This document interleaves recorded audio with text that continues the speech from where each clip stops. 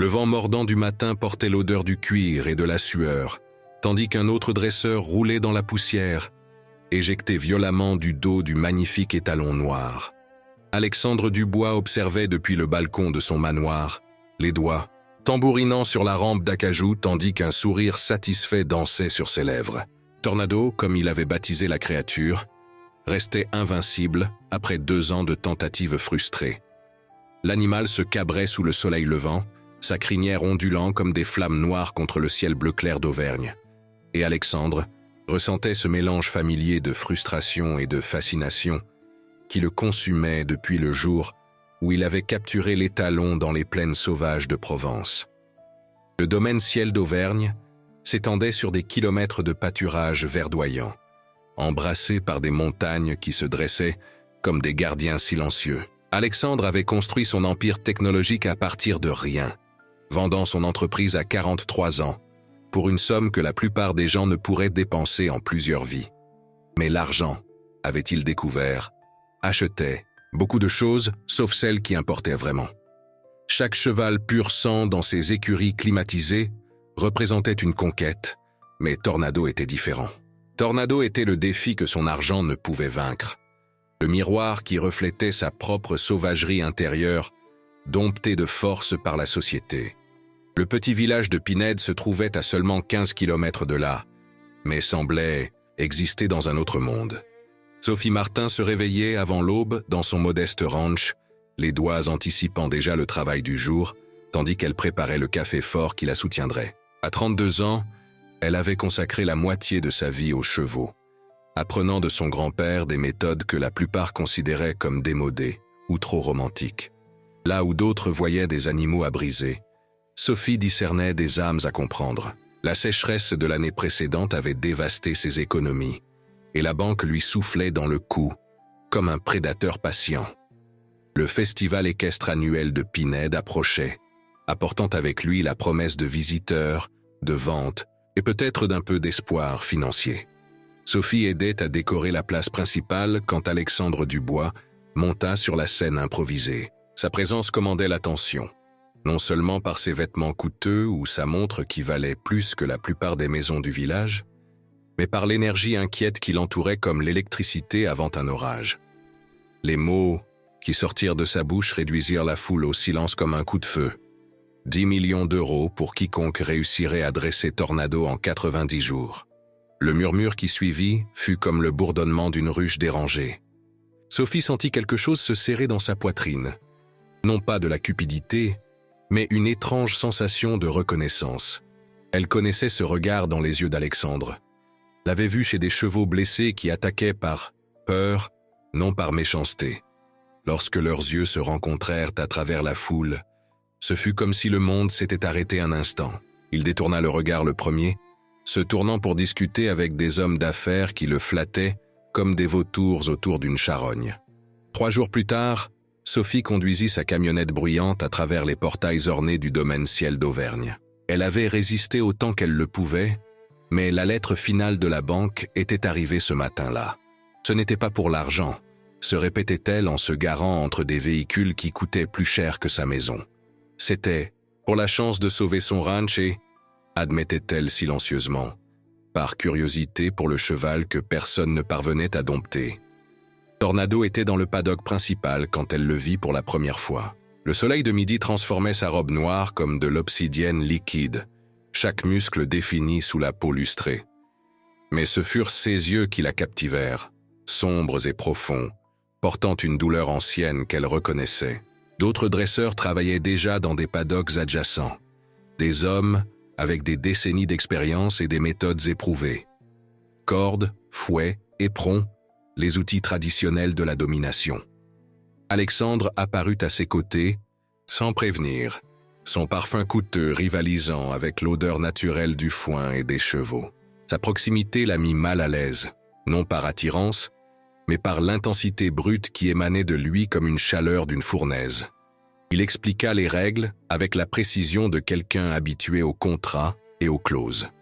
90 jours, méthode au choix du dresseur, paiement uniquement en cas de succès complet défini comme monter et contrôler l'animal lors d'une démonstration publique. Sophie ne demanda qu'une chose: travailler selon ses propres horaires, sans interférence. Alexandre rit, un son sans humour qui rappelait le craquement de la glace. Il accepta, pensant probablement qu'elle abandonnerait en une semaine comme tant d'autres. Il lui montra les quartiers destinés aux dresseurs, une maison d'hôte plus grande que sa propre maison. Sophie refusa, préférant faire le trajet quotidiennement depuis Pinède. Elle avait besoin de garder les pieds sur terre, loin de la bulle de luxe qui menaçait de l'engloutir. Le premier jour officiel apporta des surprises. Pendant que d'autres dresseurs tentaient des approches directes, Sophie s'assit simplement à l'extérieur du paddock avec un livre. Tornado l'observait avec méfiance, les oreilles pivotant pour capter chaque son. Elle lut à voix haute, sa voix portant des histoires de terres lointaines et d'aventures imaginaires. Les autres dresseurs se moquaient. Alexandre observait depuis les ombres et Sophie continuait de lire. Une semaine passa à ce rythme. Chaque matin, elle arrivait avec le lever du soleil, préparait une tisane que son grand-père lui avait enseignée et passait des heures à simplement exister dans l'espace de Tornado. Le cheval commença à se détendre minimalement, ne s'éloignant plus vers le coin opposé quand elle apparaissait. C'était un progrès invisible pour des yeux non entraînés, mais Sophie sentait le changement subtil dans l'énergie entre eux. Thomas Bernard, le contremaître du ranch depuis 20 ans, fut le premier à montrer un intérêt sincère pour ses méthodes. Un homme de peu de mots et de beaucoup de sagesse, il partageait un café avec elle les matins froids, racontant des histoires sur les premiers jours du ranch. C'est de lui que Sophie apprit l'enfance d'Alexandre dans un orphelinat d'État, sûr. Le garçon qui avait appris tôt que montrer de la faiblesse était une invitation pour les prédateurs. Le 10e jour apporta le premier tournant subtil. Lors d'un après-midi particulièrement chaud, Sophie apporta son harmonica, cadeau de son grand-père. Les notes mélancoliques flottèrent dans l'air immobile, et Tornado arrêta de paître. Ses oreilles pointèrent en avant, le corps tendu, se relaxant graduellement. Quand elle arrêta de jouer, il souffla doucement, non pas en avertissement, mais en quelque chose qui ressemblait presque à une demande. La musique avait touché quelque chose de profond en lui, un souvenir peut-être, de temps avant la capture. Alexandre regardait de plus en plus souvent, essayant de dissimuler son intérêt. Sophie le surprenait à observer depuis les fenêtres du manoir ou à faire semblant d'inspecter d'autres chevaux, tout en gardant Tornado dans sa vision périphérique. Pendant l'un de ces moments, leurs regards se croisèrent à nouveau. Cette fois, elle vit au-delà de l'arrogance. Il y avait de la faim là, non pour la nourriture ou l'argent, mais pour quelque chose qu'il ne parvenait pas à nommer. La 2e semaine apporta des tempêtes. La pluie transforma les chemins en boue, et les éclairs déchiraient le ciel comme des griffes divines. Ce fut pendant la pire tempête que Sophie découvrit un autre secret de Tornado. Le cheval, terrifié par le tonnerre, courait en cercle frénétique. Sans réfléchir, elle sauta la clôture et marcha calmement jusqu'au centre du paddock. Elle n'essaya pas de l'approcher, resta simplement là, une présence solide dans le chaos. Graduellement, les orbites de Tornado diminuèrent, jusqu'à ce qu'il s'arrête à quelques mètres d'elle, tremblant mais n'étant plus en panique aveugle. Alexandre apparut en courant, trempé et furieux. Il cria à propos de responsabilité et de poursuites judiciaires, tandis que la pluie ruisselait sur son visage. Sophie tendit simplement la main, non pas vers Tornado, mais vers Alexandre.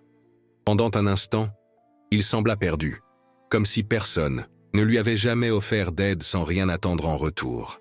Il refusa d'un geste brusque et disparut dans la tempête. Mais quelque chose changea cette nuit-là. Le 20e jour marqua le premier grand tournant. Sophie arriva pour trouver Tornado couché dans le paddock, une position vulnérable qu'il n'assumait jamais près des humains. Elle s'assit à une distance respectueuse, et pour la première fois, il ne se leva pas immédiatement. Ils restèrent, ainsi pendant des heures, 2 êtres partageant un silence qui en disait plus que des mots. Quand il se leva finalement, Tornado fit 3 pas dans sa direction avant de s'arrêter, comme s'il testait des limites invisibles. Les commérages, Aïka, un pinède poussait comme de la mauvaise herbe après la pluie. Certains l'appelaient folle, d'autres génie. Sarah Lefebvre, la vétérinaire du village et meilleure amie de Sophie depuis l'enfance, rendait visite régulièrement pour vérifier les progrès. C'est elle qui commenta la première le changement chez Sophie, non seulement dans sa détermination, mais en quelque chose de plus profond. Il y avait une lumière dans ses yeux que Sarah n'avait pas vue depuis des années avant la mort du grand-père de Sophie. Le 30e jour apporta une proposition inattendue. Alexandre invita Sophie à dîner au manoir, prétextant vouloir discuter des progrès. Elle accepta à contre-cœur, enfilant la seule robe qu'elle possédait. La salle à manger aurait pu abriter toute sa maison, mais ce fut la solitude de l'espace qui l'impressionna. Une table pour 20 avec seulement 2 couverts mis, résonnant d'absences non dites.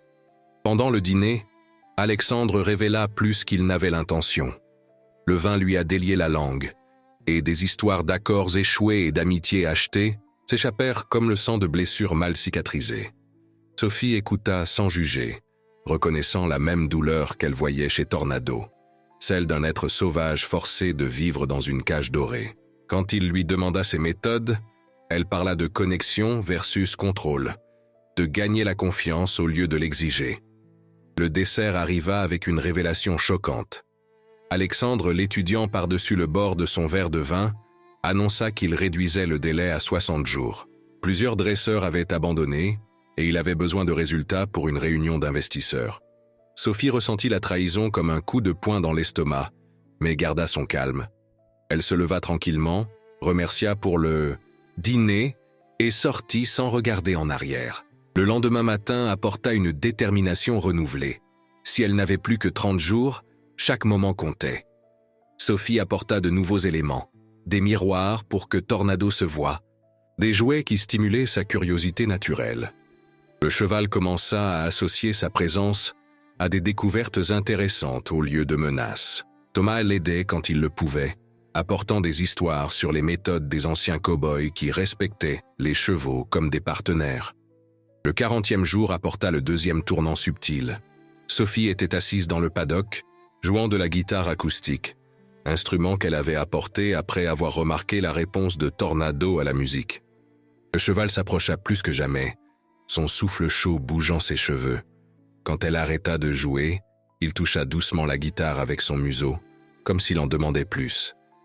Des larmes coulèrent silencieusement sur le visage de Sophie. C'était le premier contact volontaire. Alexandre fut témoin du moment depuis le balcon. Quelque chose dans son expression changea, le masque d'arrogance glissant pour révéler une admiration réticente. Il descendit jusqu'au paddock, se déplaçant lentement pour ne pas effrayer Tornado. Pour la première fois, il lui demanda sincèrement ses méthodes, écoutant sans interrompre tandis que Sophie expliquait comment respecter le temps du cheval, comment construire la confiance couche par couche. La nuit de ce jour apporta le deuxième dîner, cette fois à l'initiative de Sophie. Elle invita Alexandre à manger dans un petit restaurant à Pinhead, territoire neutre où il n'avait pas d'avantage. Elle apparut mal à l'aise en jean et chemise simple, ayant l'air plus humain qu'elle ne l'avait jamais vu. Ils parlèrent de tout sauf de chevaux. Livres, voyages, rêves abandonnés. Alexandre révéla son amour secret pour la poésie. Sophie confessa sa peur des tempêtes depuis l'enfance. Le 45e jour apporta le sabotage. Sophie arriva pour trouver la porte de l'écurie de Tornado défoncée. Des signes de lutte partout. Jacques Moreau, un des dresseurs concurrents connus pour ses méthodes brutales, fut trouvé inconscient dans le paddock. Tornado était dans le coin le plus éloigné, les yeux écarquillés de terreur, une seringue vide par terre racontant l'histoire. Moreau avait tenté de le sédatif pendant la nuit pour forcer une monte. Le cheval recula de tous, y compris Sophie. Des semaines de progrès semblaient évaporer en une seule nuit de traumatisme renouvelé. Alexandre, furieux, expulsa Moreau et menaça de poursuites criminelles. Mais le mal était fait. Tornado ne laissait personne s'approcher, hennissant des avertissements aigus quand Sophie essayait d'entrer dans le paddock. La foi qu'elle avait bâtie gisait en morceaux comme la porte défoncée. 3 jours passèrent, en un douloureux retour en arrière. Sophie s'asseyait à l'extérieur du paddock, luttant contre le désespoir. Ce fut Thomas qui offrit une sagesse inattendue, partageant comment les chevaux sauvages avaient parfois besoin de réapprendre que tous les humains n'étaient pas des menaces. Il suggéra quelque chose de radical. Passer la nuit dans le paddock, vulnérable et désarmé, montrant à Tornado qu'elle lui faisait confiance, autant qu'elle lui demandait de lui faire confiance. La 50e nuit fut la plus longue de la vie de Sophie. Armée seulement d'un sac de couchage et de son courage, elle installa son campement au centre du paddock. Tornado observait de loin, clairement perturbé par sa présence persistante. Vers minuit, il commença à pleuvoir doucement. Sophie resta immobile, laissant l'eau couler sur son visage. Près de l'aube, elle sentit plus qu'elle n'entendit. Tornado était proche, reniflant ses cheveux mouillés. Quand le soleil se leva, il les trouva à moins d'1 mètre de distance. Tornado ne l'avait pas touché, mais il n'avait pas fui non plus. C'était un nouveau début construit sur la destruction de l'ancien. Alexandre les trouva ainsi, et quelque chose se brisa sur son visage. Plus tard, Sophie découvrirait qu'il avait passé la nuit éveillé, observant depuis la fenêtre, souhaitant silencieusement son succès. Le festival de la Saint-Jean de Pinède arriva avec sa fanfare habituelle. Sophie aurait dû participer aux démonstrations d'équitation, mais choisit de rester avec Tornado. Ce fut pendant l'après-midi festif qu'elle fit une découverte cruciale. Une musique lointaine du festival flottait jusqu'au ranch, et Tornado répondait différemment à chaque rythme. Les valses l'apaisaient, les marches l'agitaient, mais ce fut une ancienne chanson folklorique qui provoqua la réaction la plus forte. Il dansa, se déplaçant avec une grâce à couper le souffle. Inspirée, Sophie développa une nouvelle approche. Chaque interaction avec Tornado devint une danse, elle menant avec mouvement et musique au lieu de cordes et de commandes. Le cheval commença à anticiper ses schémas, se déplaçant en harmonie croissante. Alexandre regardait ces sessions avec une intensité qui la rendait nerveuse et excitée. Pendant un après-midi particulièrement réussi, il apporta sa propre guitare acoustique, se joignant hésitamment à la mélodie. Le 55e jour apporta une offre tentante. Alexandre apparut dans le paddock avec un chèque de 2 millions d'euros. Ce n'était pas le prix total, expliqua-t-il, mais assez pour sauver son ranch. Tout ce qu'elle avait à faire était d'abandonner silencieusement, de laisser un autre dresseur prendre le crédit éventuel. Sophie regarda le chèque longuement, pensant à toutes les factures qu'elle pourrait payer, à toute la sécurité qu'elle pourrait acheter. Le refus vint du cœur, pas de la tête. Il ne s'agissait plus d'argent ou même de sauver son ranch. Il s'agissait de Tornado, de prouver que la connexion valait plus que le contrôle, de montrer à Alexandre que certaines choses n'avaient pas de prix. Elle rendit le chèque et vit quelque chose comme du respect naître dans ses yeux. Cette nuit-là, il apparut à sa porte avec une bouteille de vin et des excuses embarrassées. Ils burent sur le porche de sa petite maison, observant les étoiles que la pollution lumineuse de son ranch cachait. Alexandre parla de l'orphelinat, d'apprendre que l'amour était une monnaie d'échange, que l'affection venait avec un prix. Sophie partagea la perte de ses parents jeunes, son grand-père lui enseignant que certaines fissures créaient des espaces pour que la lumière entre. Quand il l'embrassa, ce fut doux comme le toucher de Tornado, hésitant et plein de questions. Elle répondit avec une certitude qu'elle ne savait pas posséder. Le 60e jour se leva avec une odeur de fumée. Un incendie de forêt, déclenché par la foudre lointaine, avançait dans les montagnes vers la vallée. Des évacuations furent ordonnées et le chaos s'empara du domaine ciel d'Auvergne. Dans la panique de déplacer des dizaines de chevaux de valeur, personne ne remarqua Tornado briser la clôture affaiblie par la chaleur. Quand Sophie remarqua son absence, il avait déjà disparu dans les collines enfumées. Sans hésitation, elle prit le cheval le plus rapide disponible et le suivit. Alexandre tenta de l'arrêter, mais le regard dans ses yeux le réduisit au silence. Au lieu de cela, il organisa des équipes de recherche, coordonnant avec une précision exécutive, tandis que la peur lui rongeait les entrailles. Sophie grimpa des sentiers qu'elle connaissait depuis l'enfance, guidée par l'instinct et des prières murmurées. L'air devenait plus épais à chaque mètre, la fumée transformant le jour en crépuscule orangé. Elle trouva Tornado sur un plateau étroit, acculé entre le feu qui avançait et un précipice de 30 mètres. La terreur dans ses yeux était primitive, mais quand il la vit, quelque chose changea. Sophie démonta, retirant toute la selle et les rênes du cheval qu'elle montait. Elle s'approcha de Tornado les mains vides, juste sa présence comme offrande. Elle lui parla comme lors des après-midi tranquilles dans le paddock, sa voix luttant contre le rugissement des flammes. Le moment de vérité arriva, quand une rafale de vent poussa le feu dangereusement près. Sophie tendit la main, non pas exigeant mais invitant. Tornado regarda entre elle et l'abîme, prenant une décision qui les définirait tous deux. Quand il pressa sa tête contre sa poitrine, Sophie sentit l'univers s'aligner. Elle le monta pour la première fois sans selle, ni reine, le guidant seulement avec de subtils changements de poids et des mots murmurés. La descente fut un flou de fumée et de vitesse, Tornado lui faisant confiance pour trouver des chemins sûrs entre rochers et flammes.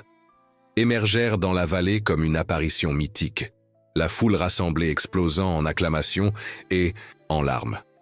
Les caméras de nouvelles capturèrent chaque seconde, mais Sophie n'avait d'yeux que pour Alexandre, qui courut les rencontrer, le visage mouillé de larmes non dissimulées. Leur étreinte fut filmée et photographiée, devenant un symbole de quelque chose de plus grand qu'une compétition gagnée. Tornado resta calme entre eux, acceptant les touchés de tous deux comme s'il comprenait qu'ils faisaient partie de sa harde maintenant. Le chèque de 10 millions fut présenté là même, entre les cendres flottantes et les pompiers épuisés, mais cela semblait un anticlimax après ce qu'ils avaient survécu ensemble. La transformation d'Alexandre dans les jours suivants fut profonde. Il proposa non seulement un partenariat commercial, mais quelque chose de plus révolutionnaire, transformer la moitié du domaine ciel d'Auvergne en sanctuaire pour chevaux traumatisés. Sophie accepta sous condition, méthode naturelle, seulement portes ouvertes pour que la communauté apprenne, et un programme amenant des enfants urbains à expérimenter la guérison qui vient de la connexion avec les animaux. Le festival équestre de cette année-là devint une célébration de renouveau. Sophie démontra sa danse avec Tornado devant des milliers, sans corde ni restriction, juste deux êtres se mouvant en harmonie conquise avec patience et respect. Alexandre joua de la guitare acoustique sur scène pour la première fois en public, accompagnant ses mouvements avec une mélodie qu'il avait pratiquée en secret. 6 mois plus tard, le sanctuaire prospérait. Des chevaux arrivaient brisés et repartaient entiers, portant des histoires de transformation. Sophie et Alexandre construisirent une maison sur la propriété, à mi-chemin entre le manoir et les écuries, symbole de la rencontre entre deux mondes. Tornado courait libre dans les champs, choisissant de revenir chaque nuit pour la chaleur de la famille qu'il avait choisie. Thomas, promu gérant du sanctuaire, partageait fréquemment l'histoire avec des visiteurs émerveillés. Comment un cheval sauvage avait enseigné à un millionnaire la valeur des choses que l'argent ne peut acheter. Comment une femme avec une foi inébranlable avait prouvé que l'amour est la force la plus puissante de l'univers. Comment parfois nous devons presque tout perdre pour comprendre ce qui importe vraiment. Les nuits tranquilles, quand le soleil se couchait peignant les montagnes d'or et de pourpre, Sophie trouvait souvent Alexandre dans le paddock avec Tornado. Les trois restaient dans un silence confortable, chacun guéri par les blessures qui les avaient unis. L'argent du prix avait construit des choses merveilleuses, mais la vraie richesse était dans ces moments, dans la confiance gagnée, dans l'amour découvert, dans la liberté choisie. Des enfants de la ville arrivaient chaque semaine maintenant, les yeux écarquillés d'émerveillement, en touchant un cheval pour la première fois. Sophie leur enseignait ce que son grand-père lui avait enseigné, ce que Tornado avait confirmé, que la connexion véritable ne se force pas, elle se cultive, que les êtres les plus sauvages portent souvent les âmes les plus douces, que, parfois les plus grandes prisons sont celles que nous construisons nous-mêmes. Une petite fille particulièrement timide demanda une fois si Tornado ne manquait pas de liberté totale. Sophie sourit, observant l'étalon noir galoper dans le champ ouvert avant de trotter de retour vers où Alexandre offrait une pomme. La liberté, expliqua-t-elle, n'est pas l'absence de liens, mais le choix des liens à honorer. Tornado choisissait de revenir non parce qu'il était forcé, mais parce qu'il avait trouvé quelque chose pour lequel il valait la peine de revenir. Le premier anniversaire de l'incendie fut marqué par une célébration, non un deuil. La forêt montrait déjà des signes de renouveau, des pousses vertes émergeant des cendres. Le sanctuaire inaugura une nouvelle aile, financée par des donateurs inspirés par l'histoire. Alexandre surprit Sophie avec une bague de fiançailles pendant la cérémonie. s'agenouillant dans la même arène où tout avait commencé. Tornado souffla ce qui sembla être une approbation, arrachant des rires à la foule. Sarah Lefebvre, maintenant vétérinaire officielle du sanctuaire, plaisantait, souvent en disant qu'elle n'avait jamais vu de transformation plus dramatique. Et elle ne parlait pas des chevaux. Alexandre participait activement à la communauté de Pinède maintenant, son argent soutenant des projets locaux sans exiger de reconnaissance. Sophie avait élargi ses méthodes, formant une nouvelle génération de spécialistes en connexion équine. Mais c'était dans les petites choses que le changement apparaissait le plus, dans la manière dont Alexandre s'arrêtait au milieu de réunions importantes pour regarder le coucher du soleil. Comment Sophie dansait dans la cuisine, préparant le petit déjeuner, fredonnant des mélodies que Tornado adorait. Comment le cheval lui-même amenait parfois d'autres chevaux nerveux pour les rencontrer, comme s'il transmettait la sécurité que ces humains étaient différents. Le deuxième festival équestre de Pinède créa une nouvelle catégorie de compétition, harmonie naturelle, où des points étaient attribués non pour la domination, mais pour le partenariat démontré. Des dresseurs de tout le pays venaient apprendre, des sceptiques transformés en convertis, en témoignant des résultats. La méthode Maya, comme elle fut connue, se répandit comme les ondes d'un lac touché par une pierre. Par une matinée, nuageuse d'hiver, Sophie trouva Alexandre dans l'écurie de Tornado, des larmes silencieuses sur son visage. Inquiète, elle courut vers lui, seulement pour découvrir qu'il pleurait de gratitude. Tenant une lettre tachée de larmes, il expliqua qu'un des garçons de l'orphelinat où il avait grandi avait écrit. Inspiré par leur histoire, le garçon avait commencé à travailler avec des chevaux, trouvant chez les animaux la famille que les humains lui avaient refusée. C'était cela, réalisa Sophie, le vrai miracle.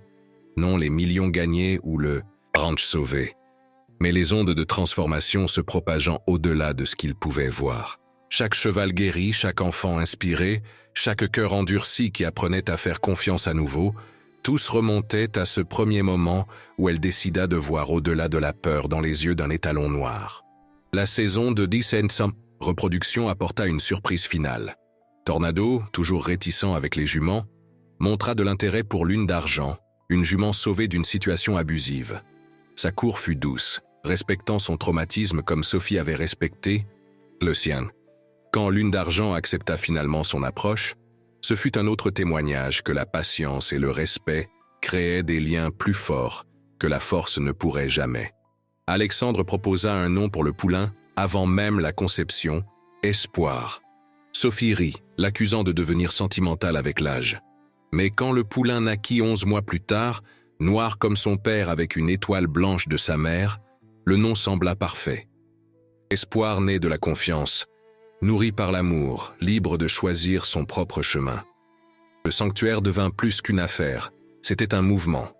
Des familles venaient en les week-ends, non seulement pour voir les chevaux, mais pour apprendre une nouvelle manière d'être au monde, où le pouvoir cédait la place au partenariat, où la force s'inclinait devant la gentillesse, où les brisés trouvaient l'intégrité non pas malgré leur fêlure, mais à travers elle. Sophie pensait souvent à ce premier jour, observant Tornado de loin, tandis que d'autres tentaient de le plier à leur volonté, comme il aurait été facile de suivre les méthodes traditionnelles, d'accepter que la domination était le seul chemin. Mais quelque chose dans ses yeux sombres avait appelé une partie plus profonde d'elle, la partie que son grand-père avait cultivée avec des histoires de camps humains et chevaux, étaient de véritables partenaires. Maintenant, observant Alexandre enseigner à un groupe d'entrepreneurs stressés le leadership par la connexion équine, elle reconnaissait à peine l'homme arrogant qui était monté sur cette scène des années auparavant. L'amour, avait-elle découvert, était le plus sauvage des animaux, impossible à dompter, seulement à inviter. Et quand il était accepté librement, il transformait tout ce qu'il touchait en or plus pur que l'argent ne pourrait acheter. Tornado, maintenant père et ambassadeur involontaire de son espèce, gardait une essence sauvage, même en choisissant la proximité humaine. C'était un rappel vivant que la domestication et le partenariat étaient des choses différentes, que le respect mutuel créait des liens qu'aucune corde ne pourrait égaler.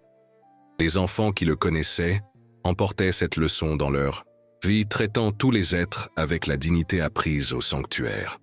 Le 3e livre de Sophie sur la méthode naturelle devint un best-seller international, mais elle était plus fière des lettres qu'elle recevait. Des histoires de chevaux sauvés de l'abattage parce que quelqu'un avait décidé d'essayer la connexion avant d'abandonner.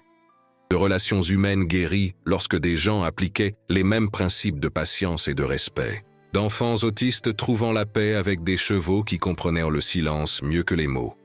Alexandre développa des bourses pour jeunes, issus de milieux difficiles, afin qu'ils viennent apprendre au sanctuaire. Voir des adolescents rebelles s'adoucir en gagnant la confiance d'un cheval traumatisé valait plus que tous ses succès d'affaires combinés. Il plaisantait souvent en disant que Tornado avait été son professeur le plus cher mais le plus précieux, ne le faisant pas payer en euros mais en humilité apprise. Un après-midi orageux apporta un test final. La foudre frappa une vieille grange, déclenchant un incendie qui ramena des souvenirs traumatiques. Mais cette fois, ce fut différent. Tornado, au lieu de fuir en panique, mena d'autres chevaux en sécurité, hennissant des ordres auxquels ils obéirent instinctivement. Sophie et Alexandre travaillèrent en synchronisation parfaite, évacuant les animaux. Leur partenariat testé et prouvé vrai sous pression.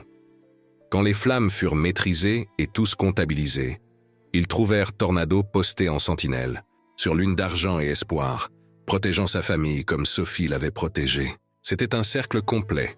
Le cheval qui avait eu besoin d'être sauvé était devenu un sauveur. Le sauvage qui avait appris la confiance l'enseignait maintenant. Alexandre embrassa les deux, femme et cheval, murmurant des gratitudes qui dépassaient les mots. Les nouvelles de cette nuit-là ne se concentrèrent pas sur l'incendie, mais sur les conséquences.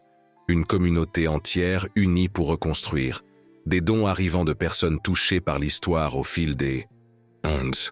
Tornado devint un symbole non seulement de transformation individuelle, mais de comment une étincelle de compassion pouvait allumer un changement mondial. Les écoles incluaient l'histoire dans les programmes sur l'empathie et la persévérance. Sophie se réveillait parfois avant l'aube, marchant dans les champs où Tornado paissait librement. Dans ces moments sacrés, avec la brume montant de la vallée et les premiers rayons de soleil peignant tout d'or, elle sentait la présence de son grand-père. Il aurait adoré voir en quoi sa petite fille têtue avait transformé l'ancienne. Sagesse, comment l'amour et la patience avaient construit un empire plus durable que n'importe quelle fortune. Le 4e festival équestre annuel présenta une surprise, une compétition internationale d'harmonie naturelle attirant des dresseurs de 5 continents. Sophie jugeait aux côtés d'experts renommés, mais ce fut Tornado qui a volé la vedette. Dans une démonstration non planifiée, l'étalon noir entra dans l'arène de lui-même, exécutant la danse que Sophie lui avait enseignée, sans musique autre que le rythme dans sa mémoire. 20 000 personnes regardèrent en silence révérencieux, un cheval choisir l'art plutôt que la liberté. Alexandre, cette nuit-là, fit un discours qui devint viral mondialement. Il parla du prix de l'arrogance, de découvrir que les choses les plus précieuses de la vie venaient quand il arrêtait d'essayer de les acheter.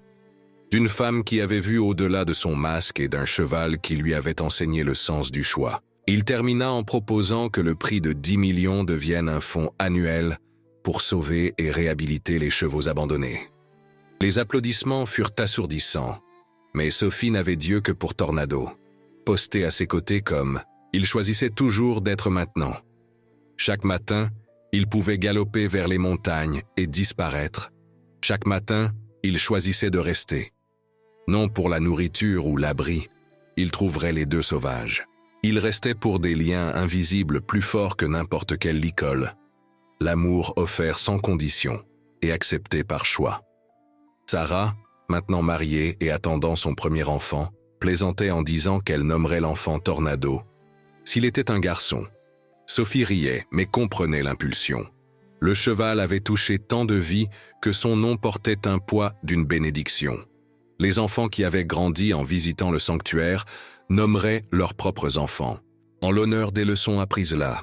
Patience, espoir, foi, vertu marchant à 4 pattes dans les champs d'Auvergne. Par une claire matinée de printemps, Sophie trouva Alexandre à l'endroit où tout avait commencé, le paddock principal où Tornado avait vaincu tant de dresseurs. Maintenant transformé en jardin de méditation, il offrait un espace de réflexion. Il tenait une lettre qui changerait tout à nouveau.